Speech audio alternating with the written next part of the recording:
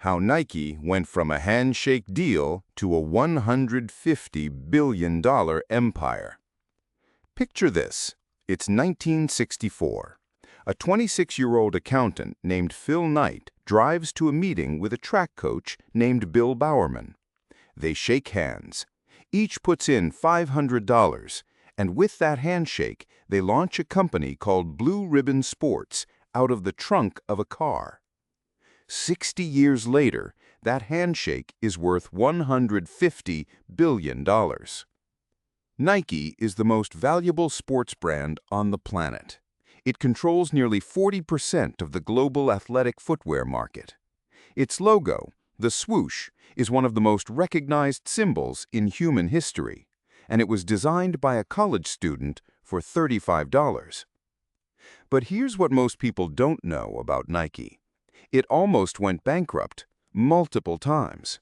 The company that tells you to just do it spent most of its early years on the verge of doing absolutely nothing. And the story of how it survived and then dominated is one of the greatest business lessons ever told. This is the full story of Nike. Part 1. The Handshake. Phil Knight was not a natural entrepreneur. He was a middle-distance runner at the University of Oregon. Good, but not great. His coach, Bill Bowerman, was legendary. Bowerman was obsessed with one thing: making his runners faster. He would literally cut apart his runner's shoes and rebuild them by hand, looking for any edge he could find. Knight had an idea.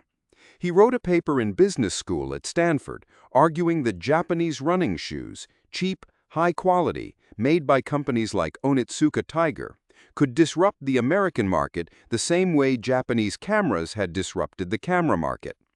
His professor gave him a B. Knight believed in the idea anyway.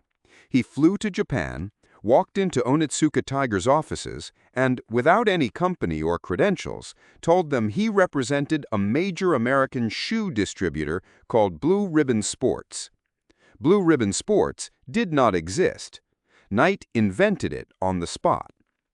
Onitsuka Tiger loved the pitch. They sent him samples. Knight brought those samples back to Oregon, showed them to Bowerman, and they each put in $500 to import and sell Tiger shoes. He sold them out of the trunk of his car at track meets. He made his first year's sales of $8,000 by running alongside athletes and talking to them directly. That direct-to-athlete strategy, it never stopped being Nike's superpower. Part 2. The Swoosh and the $35 logo. By 1971, Blue Ribbon Sports was growing fast, but facing a crisis. Their relationship with Onitsuka Tiger was deteriorating. Tiger wanted to buy them out, and Knight refused. They needed their own shoe brand, fast. Knight hired a graphic design student named Carolyn Davidson to create a logo. He gave her specific direction. It needed to convey motion. She came back with several options. Knight looked at them and said, and this is a real quote, "I don't love it, but it'll grow on me." He paid her $35. That logo was the swoosh. And that same year, 1971, Blue Ribbon Sports officially renamed itself Nike, after the Greek goddess of victory. But they still needed shoes. Knight had a deal with a Japanese factory, but they needed an American identity. Bowerman, always tinkering, poured rubber into his wife's waffle iron one Sunday morning. The waffle pattern created a sole with better grip and lighter weight than anything on the market. The waffle trainer was born, and it became Nike's first breakout product. In 1972, Nike launched at the U.S. Olympic track and field trials. Their shoes were on the feet of 4 of the top 7 finishers. The brand was real now. Part 3. The Near-Death Experiences. Here's the part Nike's marketing team doesn't talk about. Between 1975 and 1980, Nike almost died. Not once, multiple times. Their Japanese manufacturing partners raised prices. Their bank, First National Bank of Oregon, called in their loans and threatened to pull their credit line. Knight had to scramble to find new financing. At one point, he was personally guaranteeing loans to keep the company alive. In 1980, Nike went public. The IPO raised $80 million and made Knight a paper billionaire overnight. But even that didn't solve everything. In 1984, Nike made what looked like a catastrophic mistake. They signed a rookie basketball player named Michael Jordan to a shoe deal. The problem? Jordan preferred Adidas. Nike had to convince him to take the deal. His mother had to persuade him to even attend the meeting. Nike guaranteed Jordan $250,000 a year, more than any shoe deal in history at that point. They created a whole line around him. They called it Air Jordan. The NBA banned the original Air Jordan shoes. They fined Jordan $5,000 every time he wore them in a game. Jordan wore them anyway. Nike paid the fines. And the controversy? It was the best marketing they ever got. Air Jordan 1 was projected to sell $3 million in its first year. It did $126 million in 1 year. Part 4. Just do it. By the late 1980s, Nike was the market leader in athletic footwear. But they were losing ground to Reebok, which had dominated the aerobics boom with women's shoes, a market Nike had largely ignored. In 1988, Nike hired an advertising agency called Weeden & Kennedy. Dan Weeden needed a tagline for Nike's new campaign. He was looking for something direct, something urgent. He found inspiration in a bizarre place, the last words of convicted murderer Gary Gilmore before his execution. Gilmore reportedly said, "Let's do it." Weeden changed "let's" to just do it. Nike paid $12 million for that first campaign. The campaign returned over $800 million in sales in the first 10 years. The tagline is now worth more than the entire company was at the time it launched.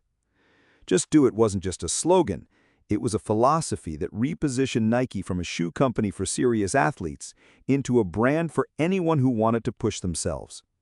It was permission for everyday people to see themselves as athletes. Part 5. The Billion-Dollar Playbook. Nike today operates on a model that every business can learn from. Let's break down exactly what makes it work. First, they own the athlete, not the shoe. Nike doesn't just sponsor athletes, they build entire worlds around them. Michael Jordan, Serena Williams, Cristiano Ronaldo, LeBron James. When you buy Nike, you're buying proximity to greatness. That psychological positioning is priceless. Second, they manufacture almost nothing. Nike owns no factories. They design, market, and distribute, and they outsource all manufacturing to partners primarily in Vietnam, China, and Indonesia. This asset-light model means Nike can generate enormous profit margins without the capital costs of running factories. Third, they control the retail experience. Nike has been aggressively pulling out of third-party retailers like Foot Locker and moving customers to their own app, their own website, and their own stores. Direct consumer sales are higher margin and give Nike full control of the brand experience. In fiscal year 2024, direct sales accounted for 43% of total revenue. Fourth, they use controversy as fuel. Colin Kaepernick, the Nike ad that split America in two. Stock dropped 3% the day it launched. Online searches for Nike exploded. Sales among their core 18 to 34 demographic jumped 17%. They turned culture war into brand loyalty. And fifth, the data moat. Nike's app ecosystem, Nike Run Club, Nike Training Club, SNKRS, has tens of millions of active users. That data tells them exactly what products to make, when to release them, and who to target. No retailer has that. No competitor has that. The numbers that matter. Nike's fiscal year 2024 revenue, $51 billion. Net income, $5.7 billion. Market cap as of 2025, approximately $150 billion. They sell shoes in 170 countries. The Nike brand alone, just the brand value, is estimated at $50 billion. Phil Knight's initial investment, $500. Return on that $500, it is now worth, on paper, approximately $40 billion of his personal net worth. Not a bad return on a handshake. The lessons. So what can we actually learn from Nike? 5 things. 1. Your first product doesn't have to be yours. Knight sold someone else's shoes for years before creating Nike. He used that time to learn the market, build relationships, and understand what athletes actually wanted. You don't need to invent something new. You need to understand your customer better than anyone else. 2. Near bankruptcy is not the end. Nike almost failed several times. What saved them was Knight's refusal to quit and his ability to find creative financing solutions. Most successful companies have a near-death story. Failure is a chapter, not the ending. 3. Bet on the right people. The Jordan deal looked insane in 1984. It changed everything.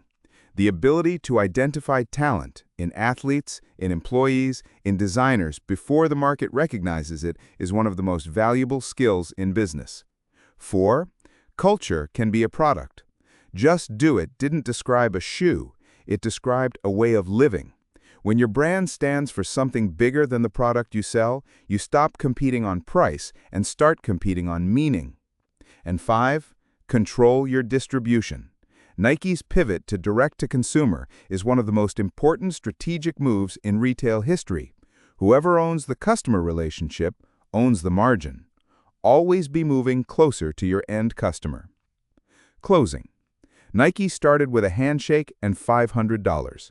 It grew through near bankruptcy, a waffle iron, a $35 logo, a reluctant basketball player, and a tagline inspired by a death row inmate. Every step of the way, someone told Phil Knight it wouldn't work. Every step of the way, he did it anyway. That's the brand. That's the story. And honestly, that's the lesson. If you want more breakdowns like this, business stories, investing strategies, money moves that actually matter, hit subscribe. New videos every week. And if you've got a business story you want me to cover, drop it in the comments. I'll see you in the next one.